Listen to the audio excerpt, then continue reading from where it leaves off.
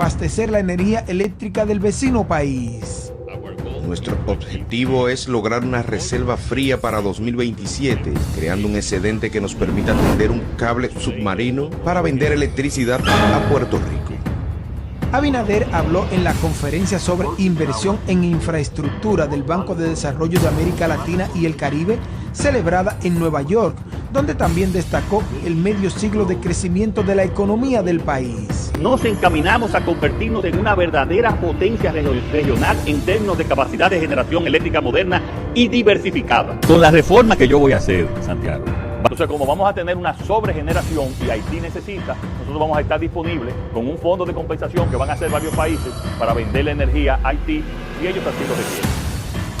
De tal manera que nosotros vamos a poder tener vamos a estar holgados en generación y cuando tengamos ese exceso podamos vender hacia Haití. Y todo al mismo tiempo, las EDES, las distribuidoras, señores, que cuando en las prácticas de corrupción se llevaron al límite, la estamos eficientizando y que podamos entonces llevar energía barata y energía confiable a los barrios y también a los sectores más rurales, más alejados.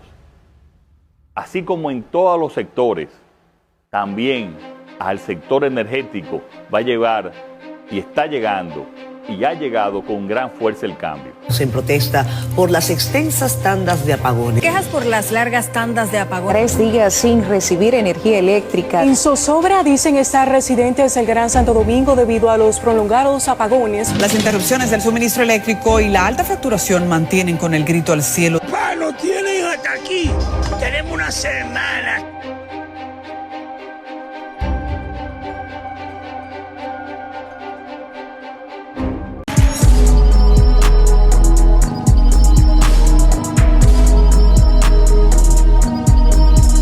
Señores, sabemos que las cosas que están pasando en República Dominicana acerca de las redes sociales, la censura a medios digitales como Somos Pueblo, como La Quinta Pata, como Aneudi, como Capulé, como otros medios, amerita que una persona que le tengo como invitado en el día de hoy, que ha sido un productor que ha trabajado o ha tenido alguna participación indirecta en los proyectos de Somos Pueblo, Aneudi, La Quinta Pata, en los proyectos de Alofoque, nos diga cómo ha sido su experiencia detrás de cámara y esos momentos difíciles que se han vivido de censura. Le vamos a traer a esta persona, pero también este señor que le vamos a presentar en el día de hoy es un experto en esto de lo que tiene que ver con la producción de radio, con la producción de podcast y producción musical también, hasta el punto de que muchos lo consideran como un urbanólogo porque sabe de muchos temas sociales. Bienvenido, Alex Telo, bienvenido.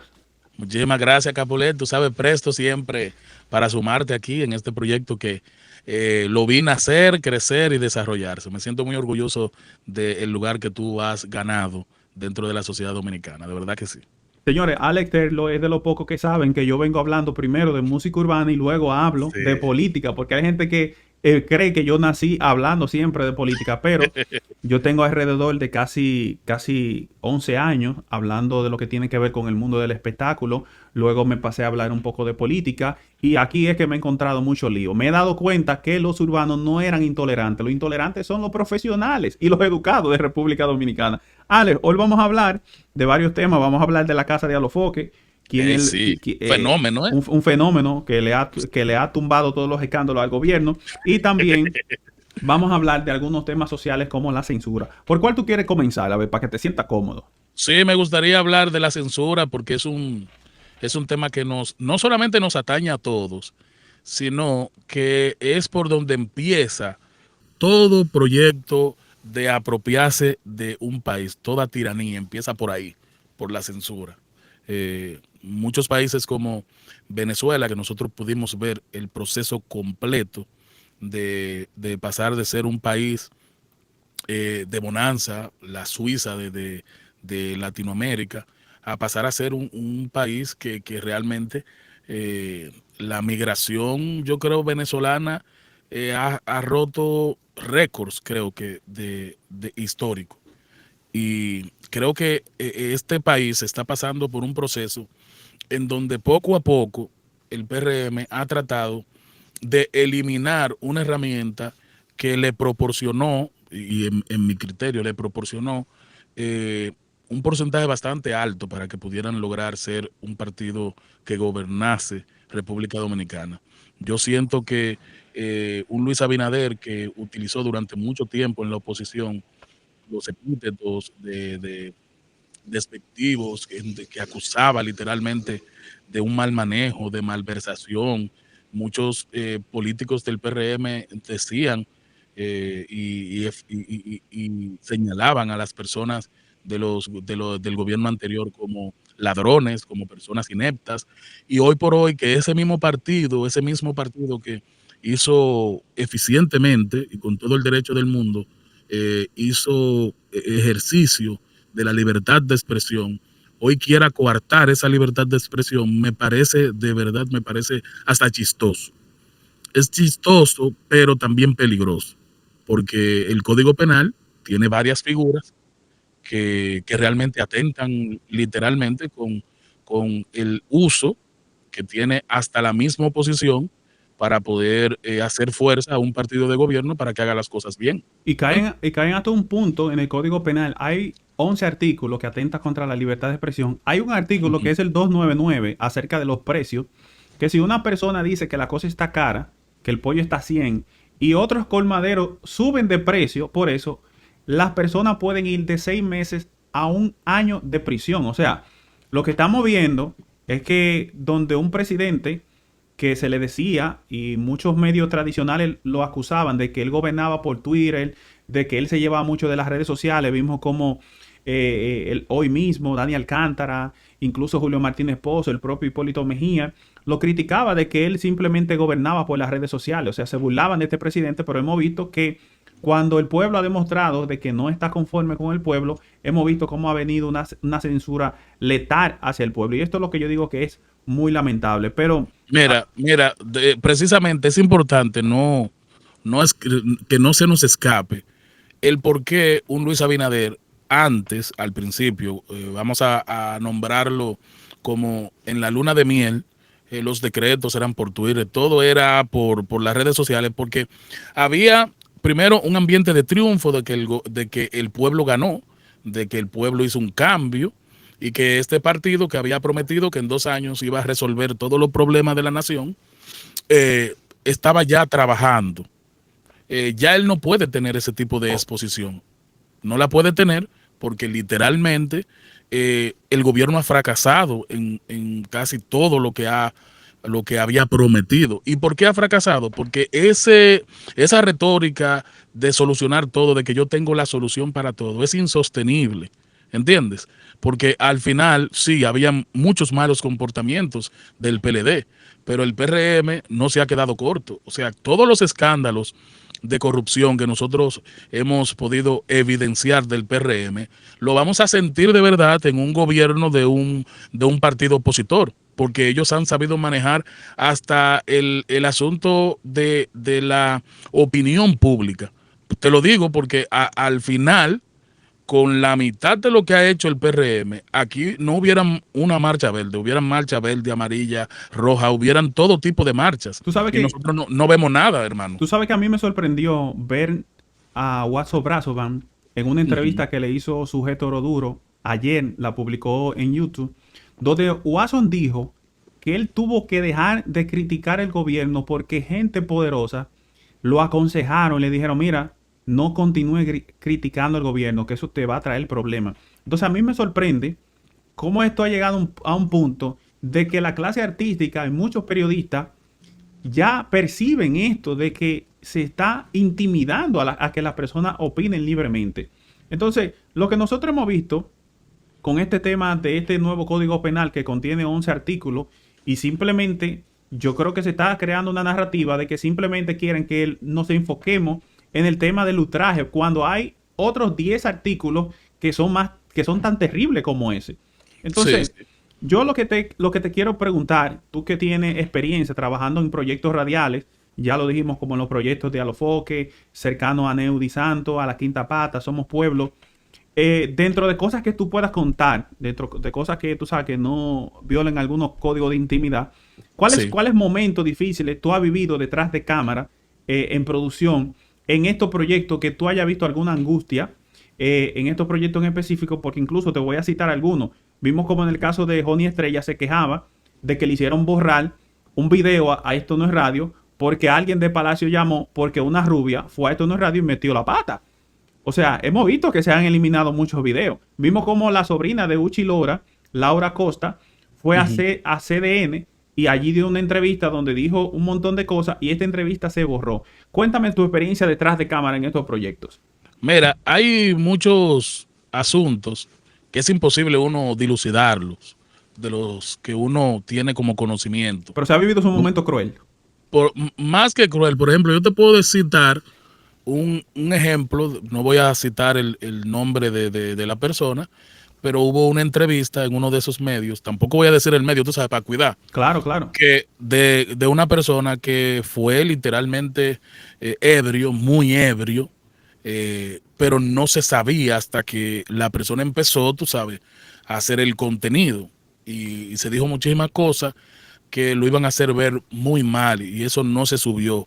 Hubo otro contenido, por ejemplo, que era una persona con cierta discapacidad y ese contenido casi le da un strike al canal. ¿Tú entiendes? Hay muchas situaciones que pasan en el diario producir, por decirlo de una manera, de los contenidos. Pero, por ejemplo, en términos políticos, yo creo que muy pocas veces se ha visto el elemento de eliminar un contenido o no subirlo porque va a traer problemas con X figura política. ¿Por qué?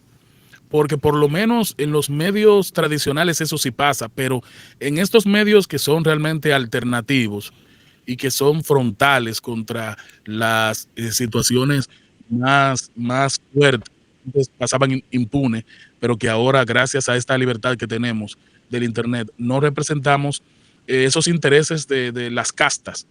¿Tú entiendes? Sí. Los intereses de las castas. Antes pasaba mucho eso.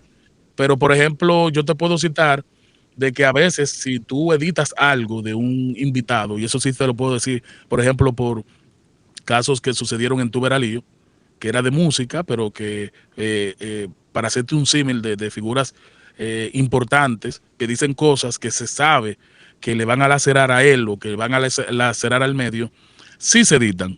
Yo no te puedo decir que de Esto No es Radio o de Aneo de Santos ni ninguno de esas plataformas, pero me imagino que de la misma forma en que tú proteges a alguna persona por cercanía o porque diga una cosa que es bastante fuerte, tan fuerte que no merece ni los views ni el dinero que se va a generar, claro, se hace. ¿Tú entiendes? Eso se hace. No sé si a ti te ha pasado aquí, pero si, por ejemplo, yo digo algo que después yo analizo, concho, le dije eso y voy a lacerar a fulano, yo te puedo pedir a ti con mucho respeto, mira, ¿tú crees que podemos eliminar eso? Eso pasa mucho. ¿Tú entiendes? Yo he visto que esto de censurar las redes sociales, yo haciendo mi análisis profundo, nació con el tema de los urbanos, con los Yailin de la vida, con ¿cómo que se llama? Con Macha, con todos estos personajes que surgieron en pandemia, donde buscaban viralizarse, e incluso con la música urbana, nosotros veíamos cómo personas se ensañaban en contra de los urbanos. Entonces veíamos como una clase social indignada que le gusta consumir lo que el pueblo dice, pero al mismo tiempo lo consumen para criticarlo y acabarlo. Es como que dicen, miren a la gleba allá abajo cómo se está, está deshaciendo.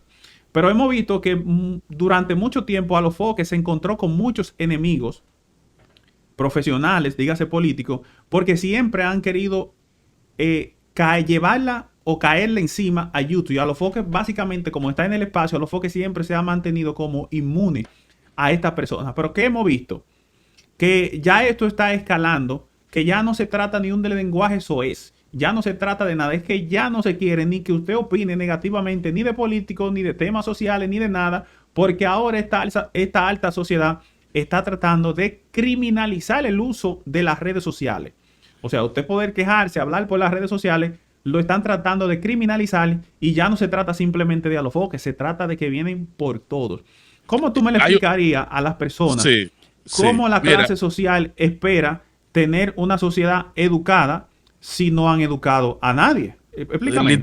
Literalmente nosotros tenemos un abandono social de alrededor de 50, 60 años. ¿Tú entiendes? Nosotros, por ejemplo, la media de un estudiante de los 80 y de los 90 es muy distinta a la media de un estudiante de finales del 2000. ¿Tú entiendes? ¿Qué sucede? Nosotros hemos tenido un deterioro tan fuerte en el sistema educativo que, por ejemplo, el Banco Interamericano de Desarrollo hizo un estudio, hizo como un top, y nosotros quedamos número 2 entre los peores sistemas educativos que tiene Latinoamérica. ¿Tú entiendes? Paraguay, República Dominicana y El Salvador, respectivamente. ¿Qué nos evidencia eso? Bueno, un país, por ejemplo, como China, un país como Japón, países desarrollados o potencias, son fuertes porque tienen un sistema educativo sólido, fuerte. Pero ¿cuál es el problema de República Dominicana? Que por encima de que avanzamos con lo del 4%, en términos estructurales, al final nosotros lo que tenemos son grandes guarderías.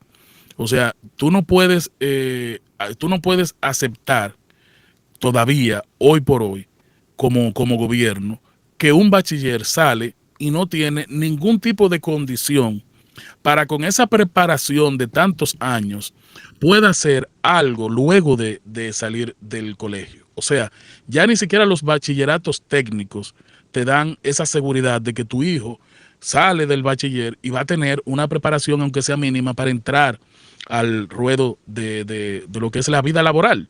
Entonces, ¿qué sucede? Cuando nosotros enumeramos y señalamos a un urbano, por ejemplo, como una persona mal educada, estamos evidenciando nuestro propio fracaso. ¿Por qué estamos evidenciando nuestro propio fracaso? Porque como un joven que está en uno de los peores sistemas educativos, como un joven que viene de un hogar disfuncional, recuerda que nosotros también tenemos una gran cantidad, un 79, 78% de nuestras familias, que es el núcleo de la sociedad, son disfuncionales. ¿Y cómo tú pretendes que un niño que crece con esa falta de educación y de formación pueda ser un ciudadano que al fin y al cabo, por ejemplo, como los urbanos, logre tener éxito y que tenga formación y que tenga educación? ¿Me entiendes? Pero ¿qué sucede? Estamos hablando de que nosotros hemos vivido también una segregación educativa, porque aquí los únicos que tienen acceso a una educación eficiente es el que tiene recursos, es esa persona que es millonaria. Esa persona puede pagar los grandes colegios, puede pagar educación en el exterior. Es más, la clase política guarda esas becas que tienen hasta financiamiento económico para sus familiares. Eso sucede en República Dominicana. Entonces, y cuando tú me hablas a mí de un joven que se hizo a sí mismo como un alfa, por ejemplo, que no te puede hacer una obra como te la hizo Wilfrido Vargas, yo te tengo la respuesta de por qué. Cuando Wilfrido Vargas era un niño, en los pueblos de República Dominicana habían unos institutos de música que fueron donde él se formó. Juan Luis Guerra estudió en Berkeley. ¿A dónde estudió el Alfa? El Alfa. Nosotros no, todavía hoy por hoy, nosotros no tenemos en las escuelas públicas, no hay una materia de música que forje a los nuevos artistas que van a venir subiendo y cambiar el perfil. En eso debería enfocarse el gobierno. Nosotros no tenemos proyectos que cambien los perfiles de nuestros jóvenes. Nosotros solamente estamos para juzgarlos, no estamos para prepararlos. Nadie preparó a esta clase artística, nadie educó a nuestra juventud, pero queremos que ellos sean educados, queremos que ellos sean jóvenes con formación, pero ¿dónde se está impartiendo eso? Y entonces eso podemos hacer porque nosotros hemos visto cómo Santiago Matías ha tenido enfrentamientos con varios profesionales y muchos de ellos esperan una formación en Santiago Matías que el pueblo no ha pagado educación a nuestros jóvenes, a nuestros niños, para exigir, o sea, esos ricos o ese gobierno no ha pagado esa educación que espera ver en las personas. Entonces ya esto se está llevando a un punto de que el gobierno no quiere saber ni de los urbanos, ni de los músicos, pero mucho menos quiere saber de los comunicadores urbanos, como yo le llamo. ¿Por qué? Porque ahora estamos viendo que hasta el discurso y la forma de hablar de los comunicadores independientes de las redes sociales, hasta esa forma de comunicar le molesta. Quiere decir que ellos esperan que un grupo de gente que viene desde abajo, en vez de decir ladrón, diga indelicadeza. En vez de decir partido político, que no le diga mafiosos, delincuentes y ladrones. O sea, yo creo que en el fondo, socialmente, estamos a punto de lograr un estallido social, porque el gobierno ni le gusta la música urbana, ni le gusta lo urbano, ni los comunicadores urbanos, ni le gustan las redes sociales. Estamos viendo que algo va a pasar. Pero no le gusta ahora. Recuerda que nosotros fuimos la herramienta principal de difusión del mensaje en contra de un gobierno que se había comportado de manera muy irrespetuosa, tanto de las arcas del país, como también de las libertades, porque al final, recuérdate que cuando Danilo Medina habla de que, o mejor dicho, propone a Gonzalo Castillo como un candidato, lo que se percibía era que ese iba a ser el primer candidato, el primer presidente títere de una tiranía de Danilo. Eso era lo que se percibía. Claro. ¿Entendiste? Entonces, estas personas se vieron, el PRM, como los empoderados de la libertad. Entonces, estos empoderados de la libertad, de los que estaban en contra de los préstamos, estaban en contra de las actitudes y de malversar los fondos del Estado, hoy por hoy tienen a muchos funcionarios que entran en la misma categoría que entraban los PLDistas. Pero ellos quisieran ahora que el tratamiento no fuese tan Date cuenta que ellos quieren que tú, en vez de decirle ladrón a uno que tiene el mismo perfil que ellos le decían ladrón, hoy ellos quieren que tú le digas que es una ¿cómo fue? Una indelicadeza. Porque al final ellos están preparando el terreno, sí, para perpetuarse en el poder. Porque recuérdate que ellos minimizaron a su máxima expresión a los únicos que podían de manera eficaz ser una oposición. ¿Por qué? Por muchos aspectos. Porque hay mucha gente que hoy quisiera que estuviera gobernando un PLD. ¿Por qué? Porque en los gobiernos del PLD tú podías decir muchas cosas, pero ¿y la crisis económica que nosotros estamos pasando aquí, Capuleto? No, es dura. Entonces, al final, el PLD ha sabido gobernar. Yo no soy PLDista, ni voy en contra tampoco, ni voy a favor, mejor dicho, de los escándalos de corrupción, ni de los políticos del PLD, que evidentemente fueron ladrones, evidentemente hicieron muchísimas barrabasadas, no, pero sí hay un temor del PRM a chocar con la realidad de que el mismo argumento que los subió los va a bajar. ¿Entendiste? Yo he visto, con todo esto que está pasando en República Dominicana, cómo, e incluso hasta los merengueros en un momento discriminaban a los merengueros de mambo. O sea, sí, hemos visto que siempre el dominicano, cuando logra tener educación, cuando logra tener prosperidad, siempre discrimina al que viene de abajo, sin importarle que esa persona no tuvo un acceso a las herramientas y a las educaciones que ellos obtuvieron. Es por eso que nosotros hemos visto cómo se habla mucho de que los merengueros critican a los urbanos, e incluso hemos visto cómo trataron de criminalizar a muchos urbanos diciendo que los urbanos lavaban dinero porque hacían bulto a través de las redes sociales. Señores, los urbanos hacen bulto por las redes sociales, aunque usted no lo cree. Muchas cadenas son de mentira y muchas cosas son mucho lío. Pero, escúchame, ¿no hay un género más financiado por el narco que el merengue? ¿Cómo va a ser eso? Claro, es que mira, el que va a financiar la música urbana no debe ser un narco, porque en la música urbana se habla de eso, entonces sería evidente, ¿entiendes? La salsa, el merengue, la balada, la música pop siempre ha sido financiada por el narco. Eso siempre se ha dicho, en muchos casos. Hay casos que no. Pero recuerda que se habla mucho de que como Miami era una capital bueno, un paraíso para los narcos, por eso hoy es la capital de la música. Se habla mucho de eso. Ahora, a mí me parece y te lo voy a citar con un análisis sociológico. Nosotros tenemos ese tipo de discriminación heredada de los españoles. ¿Tú entiendes? Nosotros somos, todo el mundo sabe, una nación que fue durante mucho tiempo colonia española. Tenemos mucho de España. Y esa forma en la que nosotros somos discriminados y luego discriminamos es algo que tú lo vas a ver desde los merengueros que empezaron en los 90s, que fueron Cocobán y todos esos proyectos que fueron poniendo el merengue un poquito más simple, eran discriminados por sus antecesores. Y eso tú lo vas a ver como luego estos mismos que fueron discriminados por lo de los 80, los de los 90, discriminaron a los del 2000. Y tú ves eso repetirse y repetirse. En la música urbana sucede igual.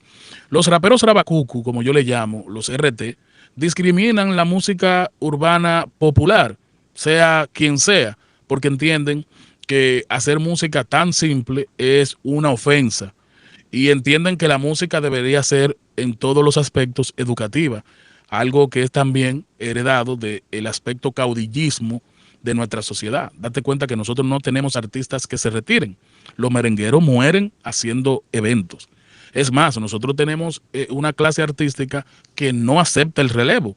Por eso date cuenta cómo discriminan a los que van subiendo, cómo no le dan la mano a los que van subiendo, y por eso los géneros van muriendo, que es algo por lo cual no ha pasado la música urbana, porque nosotros fuimos lo que ingresamos a la industria, el elemento de la colaboración.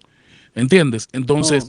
nosotros hemos visto unos casos específicos de que se critica hoy en día de que los urbanos obtengan dinero de manera tan rápida. Pero vemos figuras como Diomedes, que falleció lamentablemente, Rubí Pérez, vemos como Toño. Muchos merengueros han tenido que dejar de saber al mundo de que han estado en olla en sus mejores momentos, en sus mejores discos.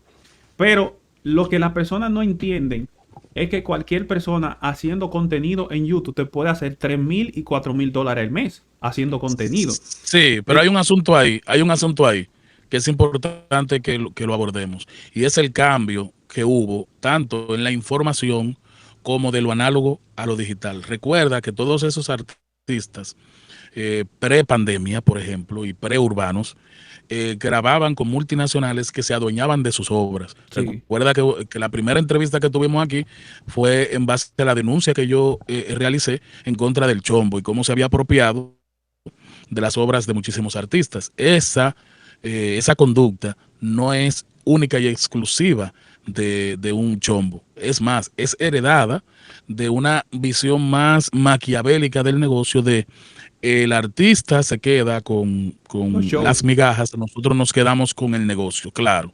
Cuando cambia esto es que se convierte, se realiza lo que es el contrato 360, en donde como ya no se venden discos, ¿verdad? Como había una crisis en la venta del disco, con este cambio a lo digital, el MP3 y todo eso, y la piratería digital, pues entonces ellos entraron a tener un 30 y un 40% de los eventos, porque al final las multinacionales se apropiaban. Entonces, los urbanos empezaron a ser dueños de sus másters. Los urbanos empezaron a tener, fueron pioneros en lo digital. ¿Tú entiendes? Entonces, estos merengueros... Hasta el punto que vemos como personajes como Mozart, La Para y el Alfa se han retirado joven prácticamente. Exacto, porque al final, vuelvo y te digo, y hay un asunto también de estructura. Al final, es más rentable ser un artista urbano que ser un artista de merengue. ¿Por qué? Porque un artista urbano te cobra prácticamente lo mismo que un artista de merengue, pero no tiene el mismo esquema de músicos y de empleomanía. Que hay que pagar el güirero, el tambor... que son mínimo, por ejemplo, 16. Hay orquestas que tienen 20 empleados. Un artista urbano tiene el DJ, tiene el doble voz, 2 bailarines si lo tiene, y el artista. ¿Entiendes? Entonces, ese esquema de negocio, que es más rentable, y también el momentum, porque nosotros estamos en un momento en donde un artista con un solo tema puede hacerse multimillonario. Ahí está el caso de Lomiel, que es el tema Lupita, Eso no se veía en el merengue porque había muchísimas personas que estaban dentro del esquema del negocio, era muy cara la producción, ¿tú entiendes? Y yo creo que de ahí es que se despierta, vamos a tratarlo suave, de ahí es que se despierta el celo de los músicos tropicales. Nosotros entramos a los músicos tropicales, pero como ellos no quieren apartar, y los urbanos. Yo creo que No, ese celo viene de ahí. ¿Tú no crees que será eso que tiene un poco lleno de odio a gente de los medios tradicionales, que ellos van y se sientan en la Z todos los días a las 5 de la mañana, en el Sol a las 5 de la mañana, y un youtuber haciendo contenido se meta $3,000 y $4,000 hablando menos que ellos y ejerciendo, porque vamos a verlo, vamos a llevarlo del urbano a los comunicadores que hablan de política? Hay comunicadores de política que se llevan $3,000, $4,000, hasta $5,000 hablando, no tanto como ellos, no con un horario tan estricto. Y a veces ellos entienden que de dónde esta persona hay inspiración para todos los días hablar. Pero es que si tú haces contenido social denunciando las preocupaciones del pueblo, el propio pueblo te financia a través de views. No sé si tú me entiendes, porque ellos dicen, no, que tú estás buscando views. Exacto. Pero que los views son la gente, el pueblo que consume eso. Mira qué es lo que sucede. Siempre hay una resistencia al cambio. Recuérdate que en la revolución industrial, hermano, mucha gente perdió su trabajo, porque estábamos hablando de que una máquina te podía hacer el trabajo de una cantidad considerable de hombres. Pero eso, lejos de hacer retroceder a la humanidad, hizo que el ser humano tuviera que reinventarse. Y la revolución industrial fue, al igual que la puesta en circulación de la Internet, uno de los grandes avances de la humanidad, ¿verdad? ¿Qué sucede? Esta libertad que nos ha dado las plataformas, que eran alternativas, pero que ahora son las más eficientes y las que la gente... Son las primordiales, sí, son las principales. Esta libertad lo que ha hecho es que ha eliminado el filtro que existía de cómo los dueños de medios eran los que decían quién sí y quién no. Ahora es el público que dice quién sí. Pero mira quién esto, no. esto es interesante, que yo he llegado entonces a la conclusión.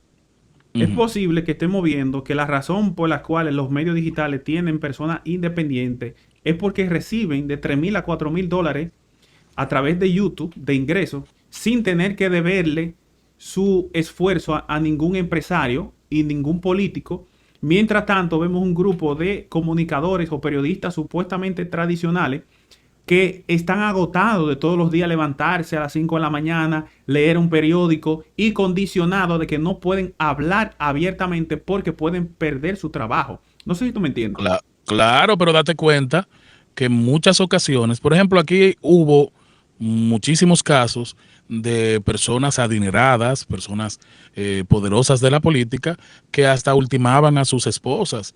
Y esos eran casos que literalmente no se ventilaban porque era muy fácil no tener esa información en los medios de comunicación.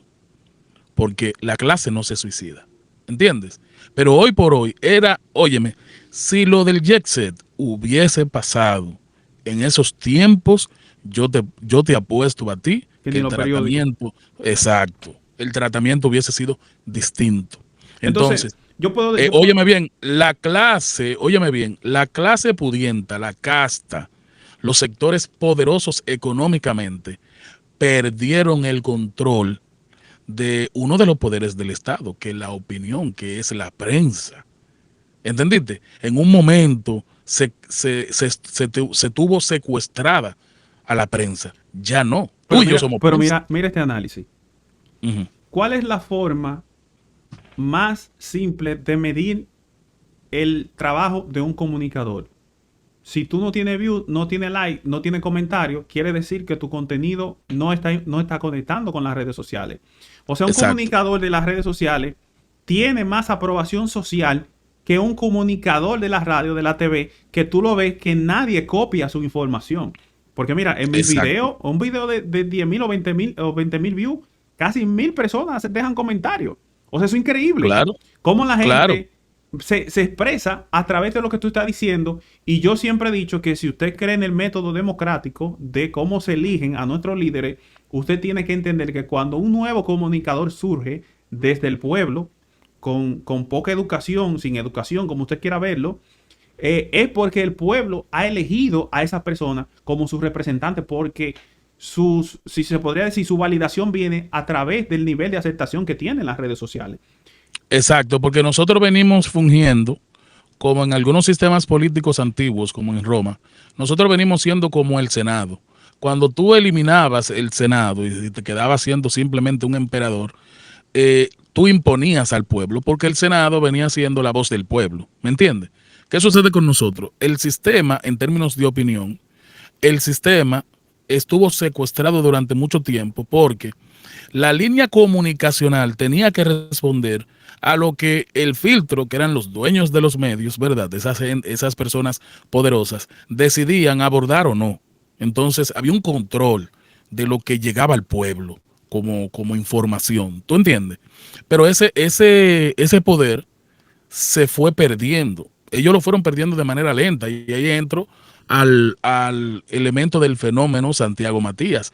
Mucha gente se sintió realmente con impotencia cuando vieron que un chamaquito del Capotillo, un tipo sin la educación que esta misma clase política le negó, no solamente a él, sino a varias de nuestras generaciones, logró ser una de las personas más influyentes de la República Dominicana. Y eso atentaba contra su status quo. ¿Entiendes? Entonces, el ataque a lo que él representaba, mucha gente ve a Santiago Matías como un espejo, pero otros lo ven como un fusil. ¿Entendiste? Mira, ¿Por qué? Tú sabes que yo tengo una experiencia que Santiago Matías me ha dejado una experiencia de vida a mí. Y es que por mucho tiempo yo tuve un compañero de YouTube que tú lo conoces, no quiero mencionar su nombre. Sí. Muy desleal, muy desleal. Esta persona comentaba acerca de Santiago Matías, criticábamos que si los bots, incluso yo llegué a hablar de política, y quiero que tú lo sepas, porque en el caso Medusa se habló de que había una granja de bots de 8,000 bots. Por eso yo sé que ese caso fue una mierda, porque el Ministerio Público no pudo demostrar eso. Ahí fue que yo me di cuenta que el sistema no sirve. Entonces, ¿qué pasa? Que cuando yo veo que tú comentas en contra de Santiago Matías en las redes sociales, eso te da cierta popularidad y aceptación en la clase alta. Pero ¿qué es lo que pasa? Que lo que ha pasado con el tema de Santiago Matías, que querían censurar a Santiago Matías desde hace mucho tiempo, no está pasando a nosotros. ¿Por qué? Porque esta persona realmente lo que odian es la popularidad que le da el pueblo a personas que ellos entienden que no son de apellido francés, de apellido español, de apellido italiano, de apellido árabe. Entonces, lo que hemos visto, que en el caso específicamente de Alofoque, personas que me vivían mandando información de que, mira, Santiago Matías me está ultrajando. Esas personas han sido las primeras que me han dado la espalda con este tema de difamación que tiene el gobierno en mi contra. Entonces, yo lo que he llegado a la conclusión de que todos los profesionales, que Santiago Matías ha tenido una diferencia, y entiendo que él no ha usado las palabras correctas, pero ya entendemos que él viene de un entorno social que las cosas se dicen como son. Pero muchas de las personas que él ha tenido enfrentamiento, en el fondo se lo merecen. ¿Por qué? Porque la clase de arriba odia al pueblo. Pero odia al pueblo hasta un punto de que sabe que lo ha mantenido pisado, que lo ha mantenido sin educación, y que esa persona, dentro de todas esas dificultades, logran superarse, y cuando tú te superas, ellos lo que tratan es de desaparecerte. Todos nosotros. Un error de la matriz. Exacto, somos un error de ese control que hubo durante mucho tiempo. Por ejemplo, sin citar nombre, porque me gusta respetar, recuerda que durante un tramo bastante amplio de la historia, aquí se eliminaron a muchos intelectuales, a muchos estudiantes que pudieron tener una presencia política y pudieron tener unos puestos, una participación importante en las transformaciones sociales que República Dominicana necesitaba, pero estuvieron ausentes debido a que de manera muy clara se evidenció que de la única manera que tú puedes extirpar a esas personas que pueden ser mañana entes de transformación, porque tú no quieres la transformación, es eliminándolo. ¿Tú entiendes? Entonces, ¿qué se ha querido hacer con esto que le explotó en la cara? Porque la internet y todo lo que nosotros representamos hoy fue un tsunami que cuando ellos vieron el tsunami, ya era muy tarde. ¿Tú entiendes? Porque tenían un control tan grande y nosotros éramos unos personajes tan diminutos para ellos, que recuerda que todo el que hacía YouTube, para la gente de la televisión y la radio, eran personas aficionadas, eran gente que no sabía hacer radio, gente que no sabía hacer televisión. Y todas esas personas que no sabían hacer radio y no sabían hacer televisión, fueron las personas que lograron de alguna manera despertar en la línea comunicacional, despertar la verdadera conexión. La gente vio en todos y cada uno de nosotros un espejo, que era lo que necesitaban. No vieron un comunicador con una línea comunicacional impuesta que solamente representaba los intereses de una casta o de un partido político. ¿Tú entiendes? Entonces, cuando se ataca a Santiago Matías, yo siempre lo dije, tal vez hoy tú me entiendes, cuando se ataca a Santiago Matías, no se ataca a él, se ataca a lo que él representa, que es todos y cada uno de nosotros. Porque dentro de los youtubers hay infiltrados que creen más en el modelo tradicional que en este modelo. Y lo voy a decir claramente, el Boli es uno. El Boli es uno que quisiera que a todos nosotros nos tapen la boca. Porque él representa más el modelo tradicional que este. Yo te voy a darle uno en código. Yo hay un youtuber, porque su programa lo transmite en YouTube, que él siempre dejaba comentarios alabando mi contenido, me escribía por Twitter, pero esa persona ha sido de lo que se ha montado en una ola de difamación en contra de nuestro canal. E incluso ambos solíamos soltar video a las 12 del día. Quiero que la gente no se dé cuenta de quién es. A las 12 del día. Sí. Por este señor se mudó a las 11 de la mañana. Porque indirectamente este tipo de personas que saben lo que nosotros somos, que somos youtubers que venimos del mundo urbano y que no venimos de un mundo de hacer malas prácticas. Esta persona, en el fondo, piensan que ellos siendo los únicos youtubers, ellos van a ganar mucho más dinero porque ven este tipo de cosas como un asunto monetario. Y señores, ya después que usted llegó a los 40 años, usted tiene que aceptar que viene uno de 20, de 25, de 30, de 35, surgiendo, porque usted no va a ser siempre en la vida. La gente tiene que entender eso. Mira, ahora mismo yo estoy viendo que en el canal de Alofoque hay 530,000 personas conectadas. Sí. Y estamos hablando de que lleva un promedio en 5 días de casi 5 millones de personas que han visto la casa de Alofoque. O sea, que usted teorizar en contra de la popularidad de Alofoque, en contra de los nuevos tiempos, de que muchas personas que vienen desde abajo tienen esa conexión social, e incluso yo le decía a mis amigos de la Quinta Pata que a mí no me interesa hablar bien. ¿Por qué? Porque la gente identifica los códigos lingüísticos. Exacto. Sí, o sea, cuando una gente te ve tirando mucha S y dice que tú eres que más ratra la R y que eso, olvídate que tú no vas a tener conexión social, porque ustedes lo que han hecho es que han marginado al pueblo y el pueblo tiene su propio lenguaje de comunicación.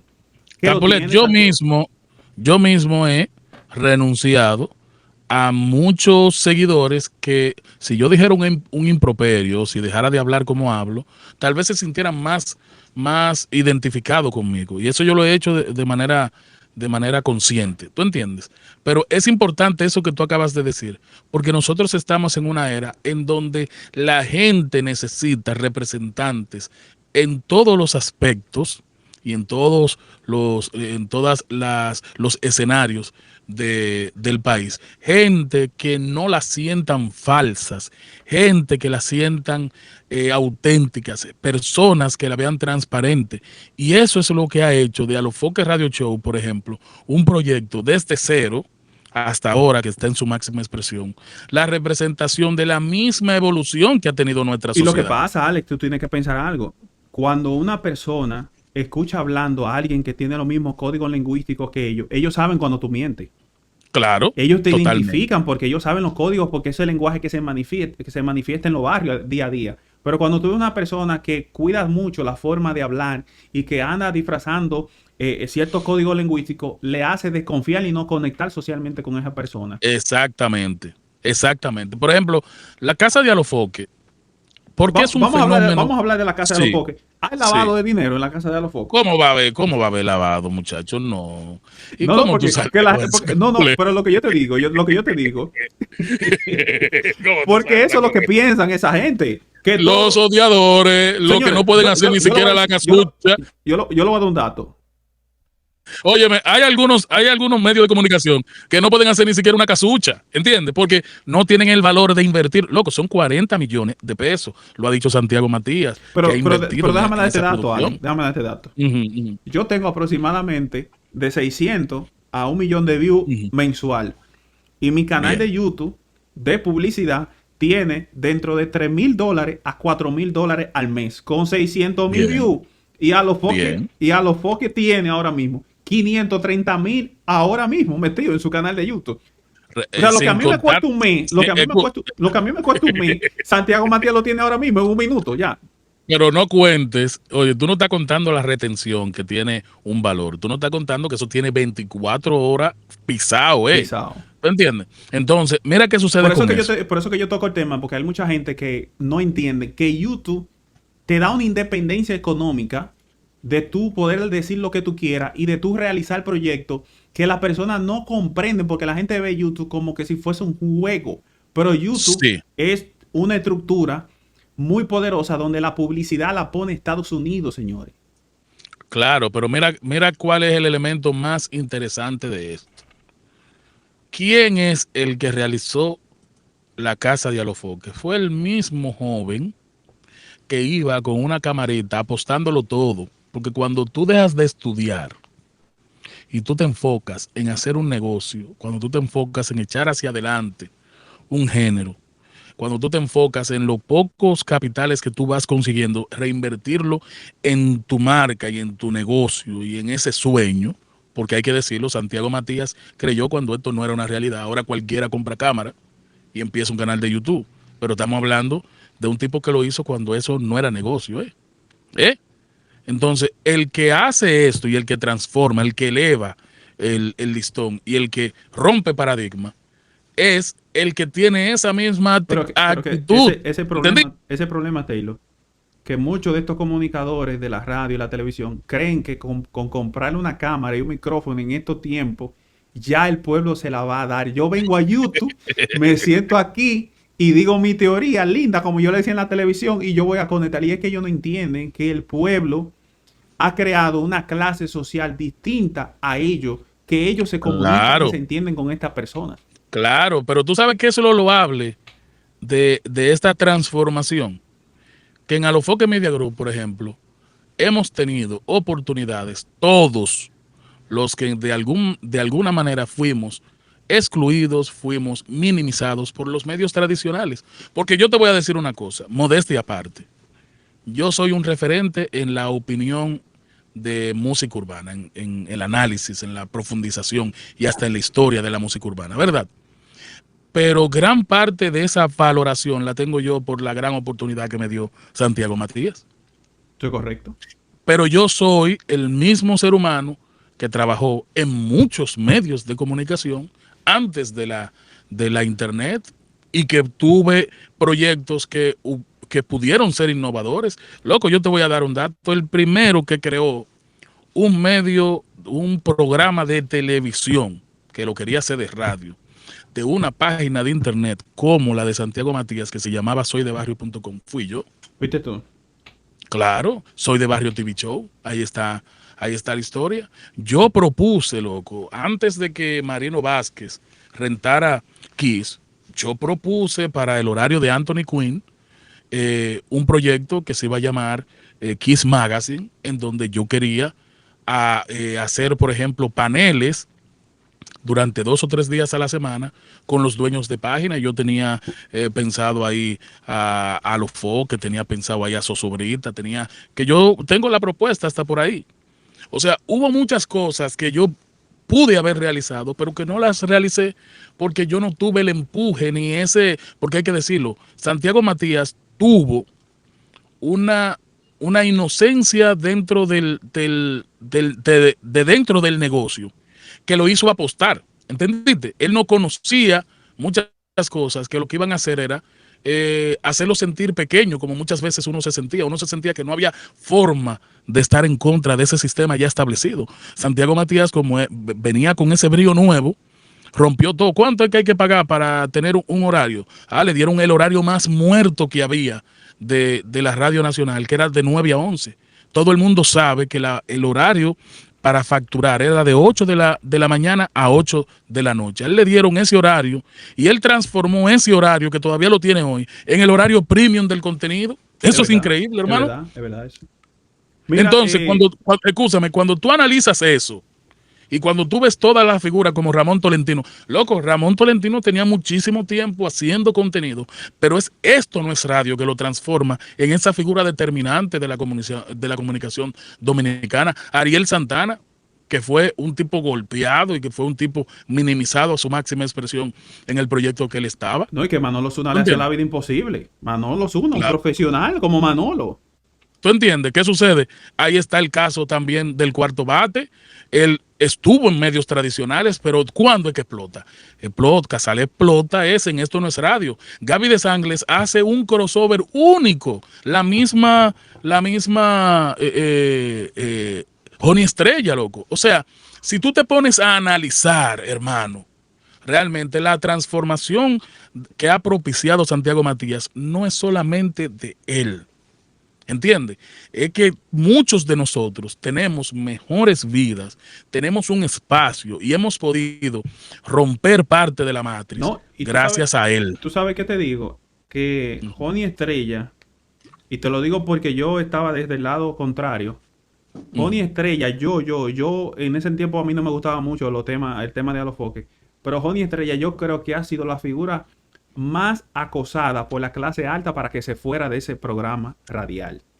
O sea, había personas que no aceptaban que Joni Estrella estuviera en Alofoque, porque ellos entienden que ella es de su clase. Señores, si tú quieres darme algunos detalles que tú sepas, que tú entiendes de la composición de la casa de Alofoque, cómo fue la producción que tú sabes, ya para terminar. Me gustaría, por ejemplo, eso de Joni Estrella.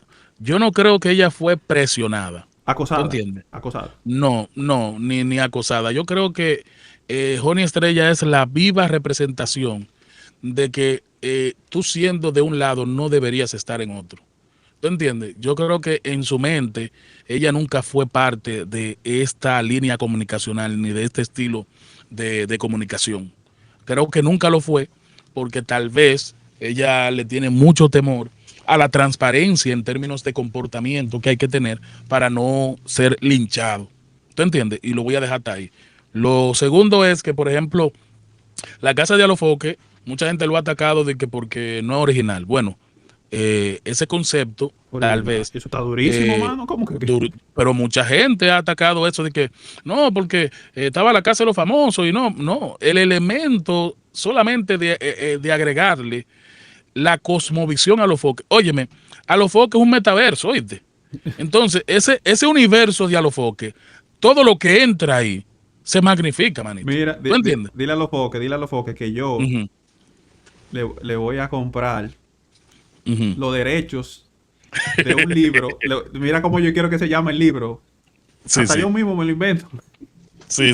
Los derechos, yo le quiero comprar los derechos de Alofoque de cómo aparentar tener dinero sin tener dinero, como el detrás de cámara de Alofoque, porque yo sé que Alofoque es un tipo que invierte casi todo lo que él consigue, lo reinvierte para atrás, por eso ha tenido éxito, porque el tipo no es cobarde a la hora de invertir dinero. Es muy fácil tú decir que eso es una copia, pero actúa esa copia. No, porque oye, ¿qué sucede? Ahí es que entra la mediocridad. Por ejemplo, Santiago Matías no fue el primer youtuber, pero es el más exitoso de aquí. Como casi nunca el pionero es el que realmente explota. ¿Tú entiendes? O sea, dentro de cualquier trabajo que tú hagas, cualquier proyecto que tú decidas emprender, siempre va a estar la originalidad, la autenticidad de quien lo ejecuta. Y por ejemplo, yo creo que lo atractivo de este reality es precisamente que lo haga Alofoque Media Group. ¿Y qué tú crees de la composición, tu opinión? De la composición de los actores. No, 1A, porque oye, ¿qué sucede? En cualquier otro reality, yo creo que el 95% de los que están ahí no estuvieran. ¿Tú entiendes?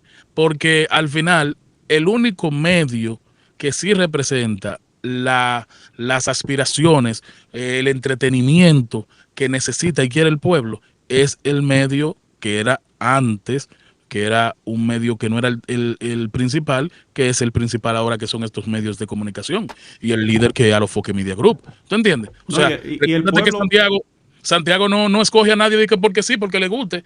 Se hace un análisis de quiénes son los más populares, a quién le gustaría, porque todo... Mira Cruzita, por ejemplo. Cruzita es un personaje que yo nada más le he visto haciendo entrevistas en plataformas. Pero el tener este tipo de exposición y que la gente conozca más de ella es súper atractivo, men. Eso es algo que yo realmente nunca lo pensé. Y por eso es que Santiago logra tener este tipo de éxito. No, y mira, ahora mismo estamos viendo al momento que estamos grabando esto, 740,000 personas en línea.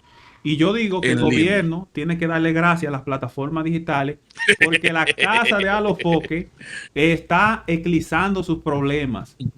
Entonces, lo que les recomendamos a todos ustedes... No crea. ¿Tú sabes qué sucede? En realidad, la gente es consciente de que tiene que entretenerse, pero la parte vital de la población, que es la que siempre está atenta, porque siempre ha habido una parte de la población que no está atenta ni le interesa la política. Por eso es que hay tanta abstinencia a la hora del voto, y por eso es que cada año más que pasa, hay menos personas que se interesan en votar y se interesan en la política. Te voy a decir algo, escúchame que te interrumpa.